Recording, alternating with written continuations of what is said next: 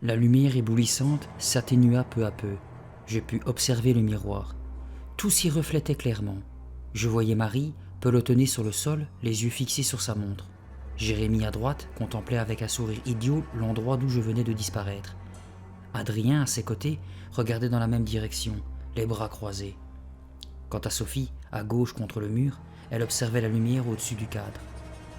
Et moi, j'étais où? Nulle part. Bien que je sois devant le miroir, en plein milieu, il n'y avait rien. Et pourtant, je me sentais parfaitement normal. « Salut tout le monde !»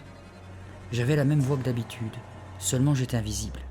Je regardais la lumière qui projetait un rectangle jaune sur le miroir. D'où tirait-elle ce pouvoir? Est-ce qu'elle modifiait nos molécules, en les pulvérisant jusqu'à ce qu'elles deviennent invisibles? Non, ce n'était pas la bonne théorie.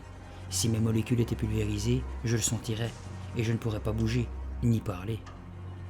Alors elle faisait quoi cette lumière? En tout cas, une chose était sûre, elle n'agissait que si l'on se trouvait bien face au miroir. Mais comment? Quel mystère! J'étais convaincu que je ne le percerais jamais, que je n'aurais jamais la réponse. Je détournai le regard car la lumière commençait à me blesser. Je fermai les yeux mais cela ne changea rien. 2 ronds blancs refusaient de partir. « Comment tu te sens, Paul ?» demanda Sophie, interrompant mes pensées. « Ça va. » Ma voix me parut bizarre, comme lointaine.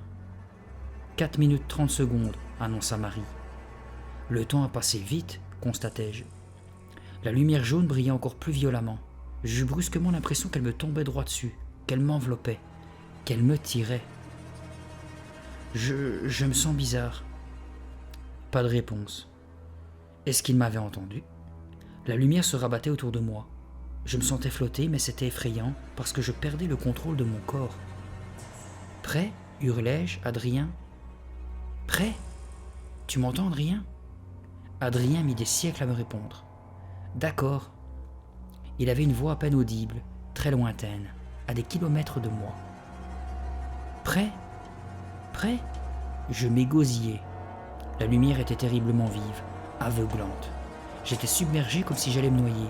« Tire sur la chaîne, Adrien !» J'avais l'impression de crier, mais est-ce que je criais vraiment? La lumière était de plus en plus violente. Elle m'emportait loin, très loin. Je ne pouvais plus bouger. Je flottais. Pour toujours? Sauf si Adrien tirait sur la chaîne pour me ramener. « Tire, tire! Je t'en prie, tire !» Mais oui! Je vis Adrien s'approcher du miroir. Il était plongé dans l'ombre, de l'autre côté de la lumière. Ce n'était qu'un monde d'ombre. Tellement lointain. Je me sentais léger comme une plume. Adrien bondit pour attraper la chaîne. Il tira dessus avec force. La lumière ne s'éteignit pas. Elle brillait même encore plus violemment. Et le visage d'Adrien se figea d'horreur. Le bras tendu, il me montra quelque chose. La chaîne. Elle lui était restée dans la main. « Paul, la chaîne !» bégaya-t-il. « Elle est cassée. Je ne peux plus éteindre. » Au-delà du mur éblouissant de lumière jaune, je distinguais bien la main tendue d'Adrien. La chaîne pendait comme un serpent mort. « Elle est cassée !» criait-il complètement affolé. Je me sentais flotter de plus en plus loin de lui. Quelque part, ailleurs, Marie hurlait. Je ne comprenais pas ses paroles. Jérémie était pétrifié au milieu de la pièce. C'était étrange de le voir aussi immobile, lui qui est toujours en mouvement, toujours en train de sauter, de courir, de tomber. Il restait là, figé, les yeux fixés sur la chaîne. La lumière devenait de plus en plus violente. Je perçus un mouvement brusque. Quelqu'un traversait la pièce. Je me crispais pour voir. C'était Sophie. Elle tirait un gros carton par terre. Le bruit que cela faisait était à des années-lumière de moi. De toutes mes forces, j'essayais de ne pas me laisser entraîner et de la regarder agir. Après avoir poussé le carton contre le miroir, elle l'escalada. Je la vis tendre le bras vers la lampe et chercher quelque chose dans la lumière aveuglante. J'aurais bien aimé lui demander ce qu'elle était en train de faire, mais j'étais trop loin, trop faible. Je flottais, je me sentais léger, léger comme un bouchon emporté par une vague. La lumière jaune m'enveloppait, m'attirait à elle. Et puis brutalement, ce fut l'obscurité. « J'ai réussi !» cria Sophie. Je l'entendis expliquer. Il restait un petit bout de chaîne, j'ai pu tirer dessus pour éteindre. Ses yeux firent frénétiquement le tour de la pièce. « Paul, ça va? Tu m'entends ?»« Oui, ça va, répondis-je. Je me sentais mieux, plus fort, plus proche. Je me tournai vers le miroir à la recherche de mon reflet. J'ai eu une de ces peurs, dit Jérémie derrière moi. Je sens que je suis en train de revenir, déclarai-je. Il a tenu combien de temps demanda Adrien. Marie, assise contre le mur, était toute pâle. 5 minutes 48, répondit-elle. Je suis sûr que cette compétition idiote est très dangereuse. Tu m'as battu, grommela Adrien en se tournant vers l'endroit où il pensait que je me trouvais. Je ne peux pas y croire. Presque 6 minutes. Moi je vais rester plus que ça, se vanta Jérémie en se campant devant le miroir. Avant, il faut réparer la chaîne, lui rappela Sophie. C'est trop difficile de grimper sur un carton pour attraper le petit bout qui reste. À la fin, je ne me sentais pas très bien, déclarai-je, attendant toujours de réapparaître. La lumière était de plus en plus vive. Tu n'avais pas l'impression qu'on te tirait demanda Sophie. Oui, comme si j'allais disparaître. C'est ce que j'ai ressenti moi aussi. C'est trop dangereux, s'exclama Marie en secouant la tête. Brusquement, je réapparus. Les jambes tremblantes, je faillis m'étaler, mais je me retins au miroir. Au bout de quelques secondes, mes jambes avaient retrouvé leur force et je réussis à faire quelques pas. Et si on n'avait pas pu éteindre la lampe? Si la chaîne s'était cassée complètement? Qu'est-ce qui se serait passé? Hein? Interrogea Marie en se relevant et en brossant la poussière de son short d'un revers de main. Je haussai les épaules. Je n'en sais rien. Tu m'as battu, dit Adrien avec une moue dégoûtée. Il faut que je recommence. Pas question, cria Jérémie. Maintenant c'est à moi. Personne ne m'écoute, se fâcha Marie. Répondez-moi, si la lumière refuse de s'éteindre pendant que l'un d'entre nous est invisible, que se passera-t-il? Ça n'arrivera pas, répliqua Adrien en tirant une ficelle de sa poche et en montant sur le carton. Regarde, je vais accrocher ça solidement à la chaîne. Pas de problème, tu tires sur la ficelle et la lumière s'éteint. Lequel d'entre nous sera le premier à sortir dehors en étant invisible? Demanda Sophie. Moi, je veux aller à l'école pour terroriser ma maîtresse, dit Jérémie en ricanant. Ce serait génial de me glisser discrètement derrière elle en lui disant « Bonjour, mademoiselle Charpentier ». Elle se retournerait et hop, il n'y aurait personne derrière elle. Tu ne peux pas trouver mieux? Se moqua Sophie. Où as-tu mis ton imagination? Tu ne veux pas lui arracher la craie des mains? Faire voler l'éponge d'un bout à l'autre de la classe? Et pour finir renverser tout le contenu de la poubelle sur son bureau? Alors là, ce serait extraordinaire, approuva Jérémie emballé. Je me mis à rire. Ce serait amusant de se balader tous les 5, complètement invisibles, et de faire tout ce qui nous passerait par la tête. On pouvait dévaster l'école en 10 minutes. Tout le monde hurlerait, tout le monde s'enfuirait. Quelle rigolade. Mais on va pas le faire maintenant, dit Jérémie en interrompant mes pensées, parce que c'est à moi de battre leur corps. Il se tourna vers Marie, toute crispée à côté de la porte, en train de se tripoter une mèche de cheveux. « Tu es prête ?»« Oui, » répondit-elle en soupirant. Jérémie me repoussa pour s'installer devant le miroir. Il contempla son reflet, puis tendit la main vers la ficelle. « Jérémie, Jérémie !» cria quelqu'un. Surpris par cette interruption, je sursautai de frayeur. Jérémie s'éloigna du miroir.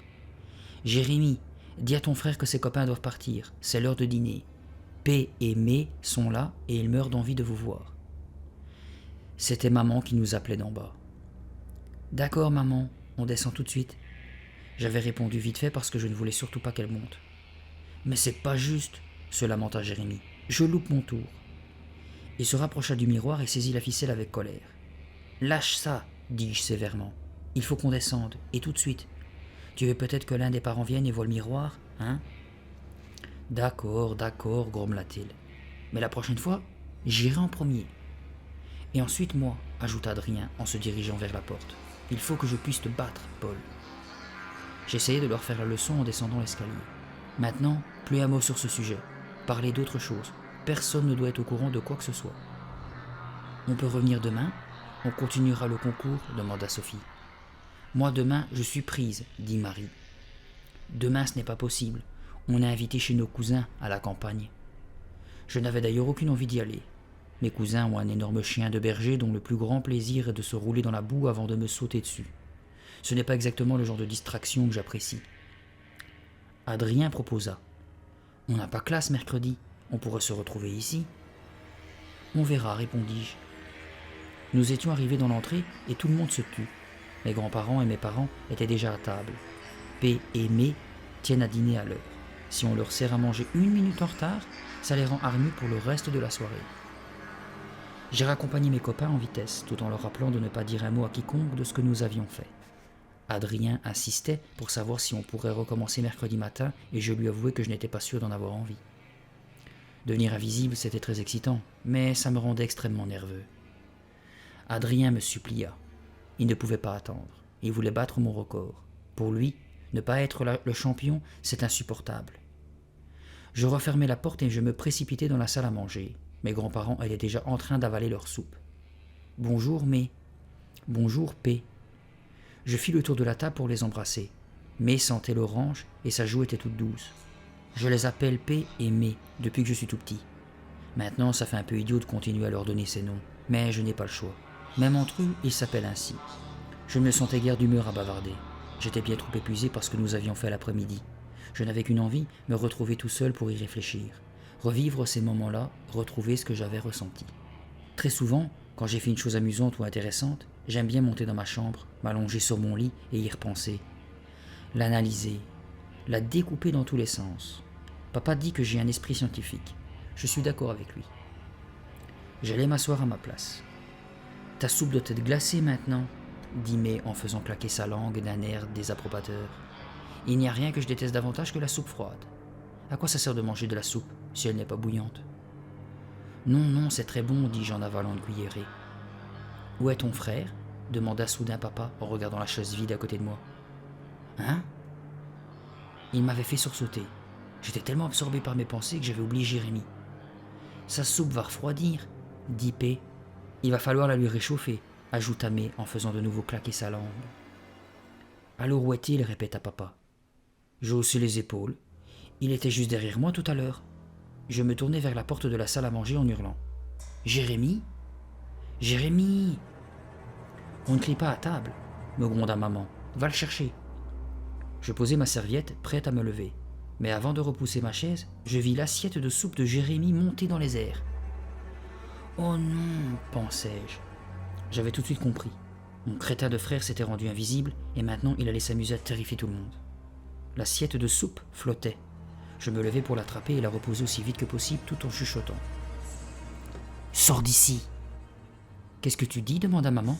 « J'ai dit que je vais sortir chercher Jérémie. »« Alors arrête d'en parler et vas-y !» lança-t-elle avec agacement. Je me levai au moment où mon crétin de frère prenait son verre d'eau.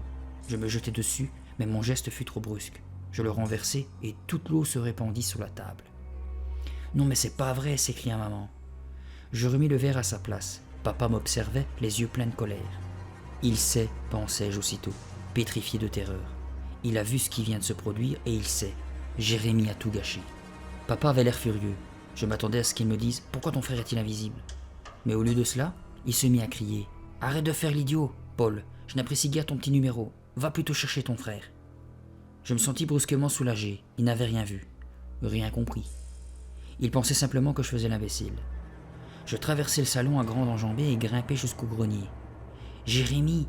chuchotai-je. « J'espère que tu m'as suivi. »« Je suis là !» répondit-il à mi-voix juste à côté de moi. J'étais fou de rage. « Qu'est-ce que c'est que cette idée ? Ne me dis pas que tu essaies de gagner ce concours stupide. » Jérémie se fichait de ma colère. Il se mit à rire. « Ferme-la, murmurai-je. Tu es vraiment le roi des abrutis. » J'ouvris d'un coup sec la porte de la pièce au miroir. « Tu ne comprends pas que t'as failli tout gâcher pour tout le monde ? » « Mais j'ai gagné !» annonça-t-il joyeusement. La lampe en haut du miroir brillait, illuminant de jaune d'or la surface lisse.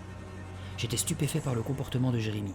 C'est un gamin égoïste, soit, mais quand même, pas à ce point. « Tu ne comprends pas dans quelle embrouille tu aurais pu nous mettre ? » J'ai gagné, j'ai gagné. C'était tout ce qu'il avait à dire. « Comment ça ? Depuis combien de temps tu es invisible ?» Je m'approchai du miroir pour tirer sur la ficelle. La lumière s'éteignit, mais mes yeux restaient encore éblouis. « Depuis que vous êtes descendu, fanfaronna-t-il. Ça fait presque 10 minutes. C'est moi le champion. » Je fixai le miroir, attendant de le voir réapparaître. « Le champion de la bêtise, oui. Tu n'as jamais rien fait d'aussi idiot. » Il ne répondit pas. Puis il finit par demander d'une voix soucieuse « Pourquoi est-ce qu'il me faut autant de temps pour redevenir visible ?» Avant que j'aie eu le temps de répondre, papa cria d'en bas « Paul, vous êtes là-haut tous les deux ?»« Ouais, on descend. »« Qu'est-ce que vous fabriquez ?» grogna mon père en commençant à monter l'escalier. Je me précipitai pour l'arrêter. « Excuse-moi papa, on arrive tout de suite. » Il s'immobilisa pour me regarder. Qu'est-ce qu'il y a donc de si intéressant là-haut? Rien que des vieilleries, marmonnai-je. Rien. Vraiment rien. Jérémie apparut derrière moi avec son air habituel. Papa repartit vers la salle à manger, veillant à ce qu'on le suive. « C'était super !» s'exclama mon frère. « Tu te sentais pas bizarre au bout d'un moment ?» Par prudence, je chuchotais, même si nous étions seuls. « Si, vers la fin.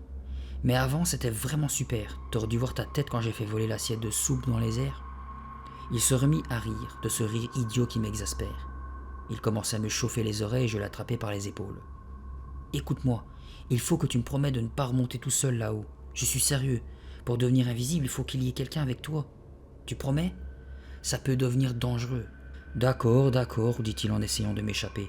Je promets. » Je regardais ses mains. Il avait croisé les doigts. Sophie m'appela tard dans la soirée. Il était près de 11h du soir. J'étais en pyjama, en train de lire au lit. Elle semblait très agitée. Elle ne prit même pas le temps de me dire bonjour. Elle commença à parler à 100 à l'heure, une vraie mitraillette avec sa petite voix de souris. J'avais du mal à la suivre. « Quoi, le concours de sciences nat ?» J'éloignai les couteaux de mon oreille en espérant que je comprendrais mieux. « Toutes les sixièmes de tous les collèges de la région vont y participer, » expliqua Sophie hors d'haleine. « Le premier prix, c'est une coupe en argent et un voyage au Futuroscope. Tu te souviens ?»« Oui, et alors ?» Je ne voyais toujours pas où elle voulait en venir. « Eh bien, il faut que tu apportes le miroir au collège. Tu sais quoi, je te rends invisible, puis je te ramène, ensuite c'est mon tour.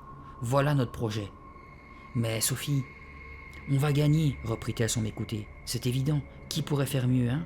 Et on va devenir célèbre. »« Quoi? Comment ça? »« Mais oui, on aura notre photo dans le journal. »« Sophie, tout ça ne me plaît pas tellement, avouai-je, d'une voix douce. »« Hein?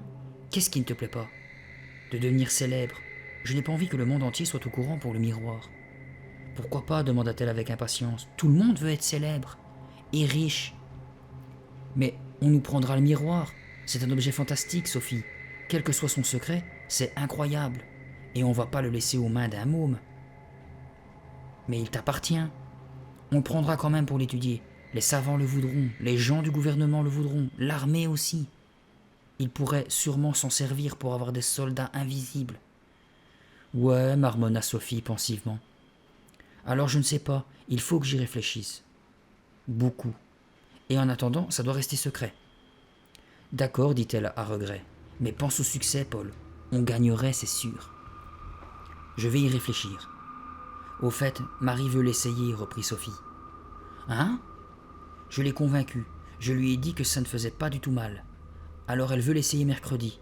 On recommence mercredi, non ? » ?»« Je suppose, répondis-je à contre-cœur, puisque tout le monde en a envie. »« Génial, je suis sûr que je vais te battre.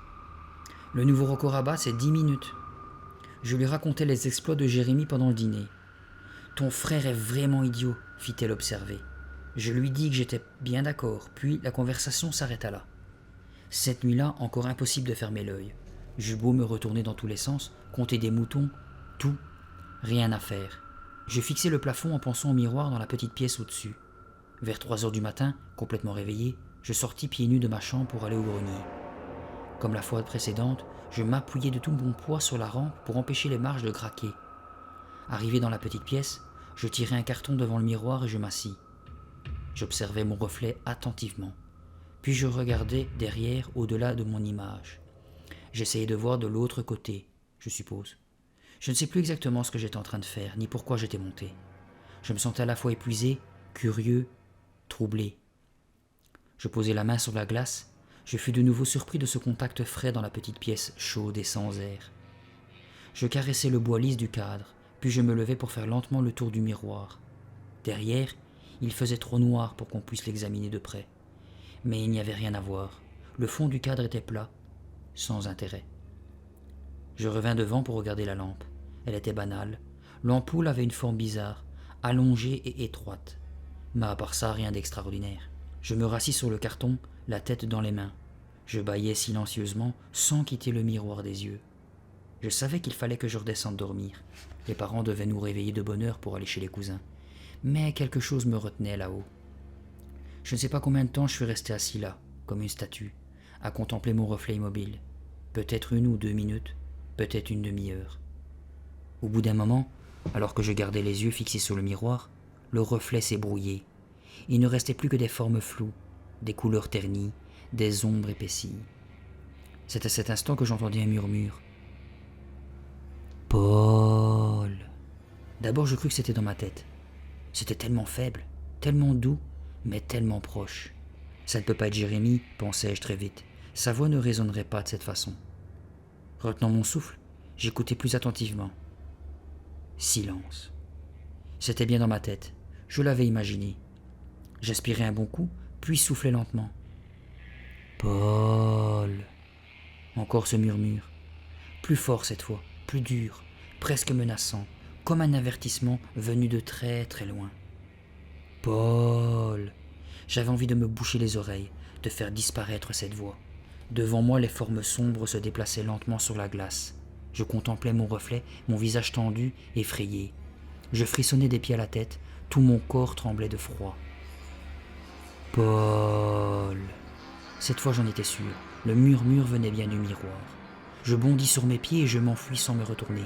Mes pieds nus claquaient sur le parquet, je dévalai l'escalier et traversai le couloir en courant.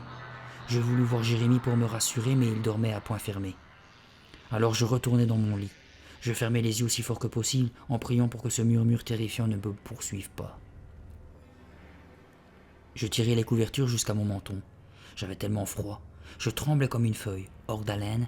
J'attendais, j'écoutais. Est-ce que le murmure allait me suivre dans ma chambre? Qui m'appelait en chuchotant mon nom de cette voix effrayante? Brusquement, j'entendis un halètement plus fort que le mien. Un souffle chaud me balaya le visage. Aigre et moite, on me cherchait. On me touchait les joues, le nez. J'ouvris les yeux, terrifié. Black! Cet andouille de chien, assis sur ses pattes arrière, affalé sur la couverture, me léchait frénétiquement la figure. Black, gentil toutou. Je riais. Sa langue râpeuse me chatouillait. Jamais je n'avais été aussi content de le voir. Je le serrai contre moi et je le fis grimper dans le lit. Il gémissait d'excitation, sa queue battant follement la mesure. « Black, qu'est-ce que tu as? T'as entendu des voix, toi aussi ?» Il aboya doucement, comme s'il me répondait. Puis il sauta au bas du lit en se secouant. Il tourna 3 fois de suite sur lui-même, cherchant sa place sur le tapis et s'allongea en bâillant bruyamment. « T'es vraiment bizarre cette nuit, m'étonnai-je. » Il se pelotonna en mâchonnant sa queue. Bercé par les paisibles ronronnements de mon chien, je finis par tomber dans un sommeil agité. Quand j'ouvris un œil, le ciel était gris. La fenêtre n'était pas complètement fermée et le vent faisait bouger les rideaux. Je m'assis aussitôt, bien réveillé. Il ne faut plus remonter au grenier, décidai-je en m'étirant, et je dois obliger tout le monde à arrêter. Je repensais au chuchotement de cette nuit, la voix sèche, dure, qui murmurait mon nom. « Paul !» Je sursautais. Ma mère m'appelait du couloir. « Paul, c'est l'heure de se lever. On va chez les cousins, tu te souviens? Dépêche-toi, le petit déjeuner est prêt. » Je suis déjà debout, j'arrive dans 1 minute. Je l'entendis descendre l'escalier, puis Black aboya comme un fou pour qu'on le laisse sortir. Je m'étirai encore. Soudain, la porte de mon placard s'ouvrit à toute volée. « Oh !» Un t-shirt rouge venait de quitter l'étagère du haut et flottait dans la chambre, tandis que j'entendais un rire familier. Ça recommençait. « Jérémie, tu es ridicule, tu avais promis de ne plus le faire. » J'essayai d'attraper le t-shirt, mais il s'échappa. J'avais croisé les doigts, se moqua mon frère. « Je m'en fiche, il faut vraiment que tu arrêtes, je suis sérieux. Je voulais juste te faire une surprise. » Il continua comme si de rien n'était. Un djinn quitta le placard et se mit à parader dans la chambre. « Jérémie, je vais te tuer. » Puis je baissai la voix en pensant aux parents. « Monte et éteins la lumière du miroir, dépêche-toi. » J'étais fou de rage, menaçant du poing l'endroit où le pantalon s'agitait. Pourquoi fallait-il qu'il soit si idiot? Il ne comprenait donc pas que ce n'était pas un jeu. Tout à coup, le pantalon retomba en tas sur le tapis. « Jérémie, lance-le-moi, » ordonnai-je. « Monte et redeviens visible, en vitesse. » Silence. Le pantalon ne bougea pas. Je sentis la peur me poignarder le ventre. « Jérémie, arrête de faire l'idiot. Envoie-moi mon jean et sors d'ici. » Pas de réponse. Le pantalon restait par terre. « Arrête ce jeu de crétin, hurlai-je à nouveau. Tu n'es pas drôle.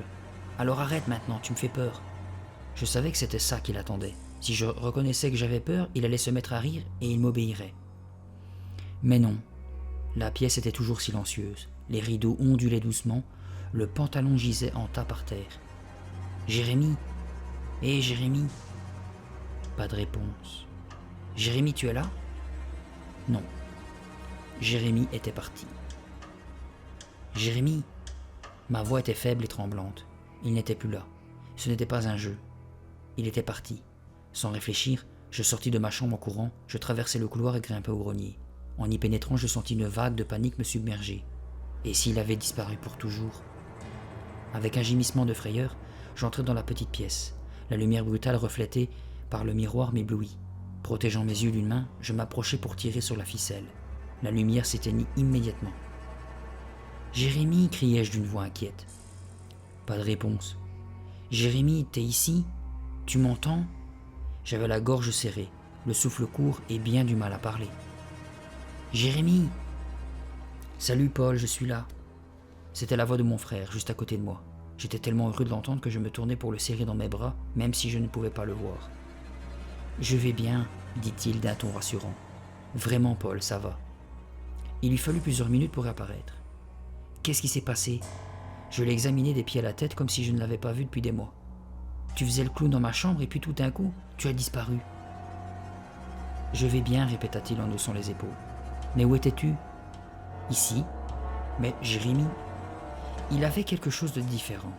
Impossible de savoir quoi exactement. Mais plus je le regardais, plus il me semblait bizarre. « Arrête de me regarder comme ça, Paul, » dit-il en me repoussant. « Je me sens bien. » Il s'éloigna vers l'escalier. Je le suivis, tentant de comprendre ce qui me troublait. « Écoute, Jérémie, arrête de me poser des questions, » coupa-t-il. « D'accord ? Je me sens bien. Point final. » Je n'insistais pas, sans pouvoir m'empêcher malgré tout de le mettre une fois encore en garde. « Ne t'approche plus de ce miroir, tu m'entends ? Ne redeviens plus invisible. »« D'accord, je ne le ferai plus. » Je vérifiai que cette fois il n'avait pas croisé les doigts. Maman nous attendait dans le couloir. « Ah, vous voilà enfin ! Paul, tu n'es pas encore habillé ?» « Je me dépêche, » criai-je en me précipitant dans ma chambre. « Jérémie, qu'est-ce que tu as fait à tes cheveux ?» demanda maman. « Tu t'es coiffé autrement ?»« Non, c'est comme d'habitude, peut-être que ce sont tes yeux qui sont différents. Cesse de faire le mariole et descends. » Jérémie était bizarre, maman l'avait remarqué, elle aussi, mais je n'arrivais pas à savoir en quoi. En ramassant mon jean par terre pour l'enfiler, je commençais à me sentir un peu mieux. J'avais eu tellement peur que quelque chose d'abominable soit arrivé à mon frère. Peur qu'il ait disparu pour de bon, peur de ne jamais le revoir. Tout ça à cause de ce stupide miroir. Je pensais brusquement à Sophie, Marie et Adrien. Ils étaient tellement excités à l'idée de venir mercredi. Même Marie voulait essayer cette fois-ci. Non, j'allais leur téléphoner et j'allais les prévenir. J'étais tout à fait décidé cette fois. Plus de miroir, plus de disparition. En revenant de chez les cousins, je les appellerai tous les trois et je leur dirai que le concours est annulé. Ouf, me voilà avec un pot en moins. Rien que d'avoir pris cette décision, je me sentis beaucoup mieux. Toutes mes craintes s'étaient envolées. J'étais loin de m'imaginer que le pire était encore à venir. Quel ne fut pas mon étonnement quand Adrien, Sophie et Marie sonnèrent à la porte mercredi matin. « Eh les gars, je vous avais pourtant dit que le concours est annulé. »« Mais Jérémie nous a appelés, » répliqua Sophie. « Il a dit que tu avais changé d'avis. » J'ouvris une bouche grande comme un four. « Jérémie ?» Ils hochèrent la tête. « Il nous a téléphoné hier, » précisa Marie. « Mais Jérémie n'est même pas là ce matin. Il est au square en train de jouer au ballon avec ses copains. » Maman entra dans le vestibule, un torchon à la main. En reconnaissant mes amis, elle se tourna vers moi d'un air surpris. « Paul, je croyais que tu devais m'aider à ranger le sous-sol. J'ignorais que tu avais des projets avec Adrien, Sophie et Marie. »« Non, répondis-je faiblement. Jérémie, on passait juste, expliqua Adrien, volant à mon secours. »« Si tu es occupé, Paul, on s'en va, ajouta Sophie. »« Non, ça va, dit maman. Paul se plaignait parce que je voulais lui faire quelque chose d'ennuyeux. Tant mieux pour lui que vous soyez là. » Elle repartit dans la cuisine. À peine avait-elle disparu que mes amis se jetèrent littéralement sur moi. « On monte !» cria Adrien. « À nous l'invisible !» chuchota Sophie. « C'est moi qui commence puisque je ne l'ai jamais fait, » dit Marie. J'essayais bien de discuter, mais je fus vite débordé par le nombre. Je me résignai à contre-cœur. « D'accord. » Je m'apprêtais à les suivre quand j'entendis gratter à la porte. C'était Black qui revenait de sa promenade matinale. J'allais lui ouvrir et il entra, tout penaud. Cet andouille de chien avait la queue couverte d'épines. Je le poussai dans la cuisine et réussis à le faire tenir tranquille assez longtemps pour les lui enlever. Puis je me dépêchai de grimper au grenier rejoindre mes copains. Marie était déjà devant le miroir, Adrien à côté d'elle, prêt à allumer la lumière. « Attendez !» criai-je. Ils se tournèrent pour me regarder. Marie avait l'air effrayée. « Il faut que je le fasse tout de suite, autrement je vais me dégonfler, expliqua-t-elle. Je veux d'abord qu'on précise bien les règles, dis-je d'une voix sévère. Ce miroir n'est pas un jouet. On sait, m'interrompit Adrien en souriant. Allez, Paul, pas de sermon aujourd'hui, d'accord? Tu es énervé parce que tu vas perdre, mais ce n'est pas une raison pour. Je ne veux pas faire le concours, précisa Marie nerveusement. Je veux juste voir ce que ça fait d'être invisible. 1 minute seulement. Après, je veux revenir. Moi, je suis partant pour le record du monde, s'exclama Adrien le fanfaron en s'appuyant contre le miroir. Moi aussi, renchérit Sophie. Je regardais fixement mon reflet dans le miroir. Je ne crois pas que ce soit une bonne idée. Il faut rester invisible peu de temps. Quel dégonflé, s'écria Adrien en secouant la tête. Sophie tenta de me rassurer. On va être prudent, Paul, promis. J'ai un mauvais pressentiment, avouai-je. Je trouve qu'on devrait tous disparaître en même temps, proposa Adrien, les yeux brillants d'excitation. Après on ira au square et on fera une peur bleue à ton frère. Tout le monde se mit à rire, sauf Marie qui répéta « Moi je veux juste essayer pendant 1 minute. C'est tout. » Sophie lança à Adrien « D'abord le record, après on sort pour faire peur à tout le monde. Ok ?» Impossible de les raisonner. L'un comme l'autre, ils étaient trop obsédés par ce concours débile. « Comme vous voudrez. » Marie se tourna vers le miroir. « Bon, allez, j'y vais. » Adrien attrapa de nouveau la ficelle. « Prête ? On compte jusqu'à 3. » C'est alors que Black poussa la porte et entra dans la pièce, le nez au ras du sol, la queue dressée. « Black, qu'est-ce que tu fabriques ici ?» Il m'ignora, continuant à flairer furieusement. « 1, 2, commença Adrien. « Quand je dis prête, vous me ramenez, d'accord ?» demanda Marie, toute raide devant le miroir. « Fais pas de blague, Adrien. » Pas de blague, promis celui-ci. Dès que tu veux revenir, j'éteins la lumière. Adrien recommença à compter. 1, 2, 3. À 3, il tira sur la ficelle. Au même moment, Black s'approcha de Marie et se glissa entre ses jambes. La lumière s'alluma. « Black, arrête !» Mais c'était trop tard. Mon chien disparut avec Marie. « Le chien !» cria Sophie. « Et ça a marché, je suis invisible !» s'exclama Marie en même temps. Black gémissait. Il poussait des petits cris plaintifs comme s'il était affolé. « Tire sur la ficelle !» ordonnai-je Adrien. « Pas encore !» protesta Marie. « Tire !» répétai-je. Adrien obéit. La lumière s'éteignit. Marie revint la première, l'air assez fâché. Black tomba en arrivant. Il se redressa aussitôt, mais ses pattes étaient chancelantes. Il était tellement drôle qu'on se mit tous à rire. « Qu'est-ce que vous fabriquez là-haut ?» La voix de maman nous fit taire immédiatement. Je fis signe aux os de ne pas bouger. « Mais rien, maman, on regarde. »« Je ne comprends pas ce qu'il y a de si intéressant dans ce grenier poussiéreux, » insista-t-elle. Je croisai les doigts en espérant qu'elle ne viendrait pas voir par elle-même. « On est bien là-haut, c'est tout. » Pas terrible comme explication, mais je n'avais rien trouvé d'autre. Black, qui avait récupéré l'usage de ses pattes, se précipita dans l'escalier. J'entendis ses ongles crisser sur les marches. « Ce n'est pas juste, » se plaignit Marie. « Je n'ai pas eu de temps. Je trouve qu'on devrait s'en aller. Tout ça est complètement imprévisible et... » « C'est ce qui en fait tout le charme, me coupa Sophie. « Moi, je veux recommencer, » insista Marie.